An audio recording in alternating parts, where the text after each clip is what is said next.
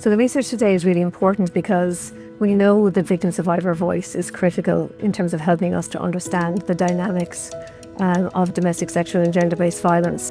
Survivors are experts by experience. Their knowledge is incredibly valuable to tackle violence against women. Recently, there has been a real effort made by the government and Cuan to include survivors' voices. But too often this happens in an ad hoc way.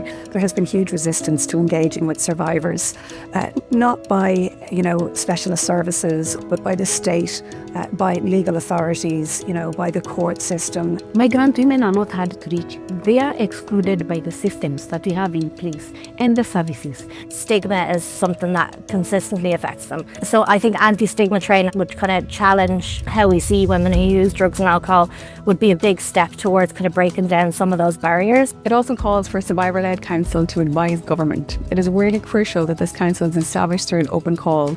This ensures representation for women with different lived experiences of violence, women from diverse and underrepresented groups. I really welcome the amount of detail looked at within the report and the importance of having people on that council with a variation of experiences. For survivors of violence to be supported and to be included in the services, we need to put them at the center of the framework that we're talking today and at the center of our services.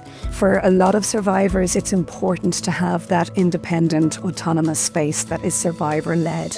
This research was commissioned by the Observatory on Violence Against Women, a group of over 40 civil society organisations chaired by the National Women's Council working to end violence against women. This type of collaboration is critical if we really want to build momentum and build a much bigger movement. And then lastly, it gives us a blueprint. It says, here are the ways this has worked, here are the ways this might work in Ireland, and let's continue this collaboration and try and make it happen. We are very grateful to the Community Foundation of Ireland and Cuan for their support for this much needed and timely research. We look forward to continuing to work with them, the government and specialist gender-based violence services to implement these recommendations.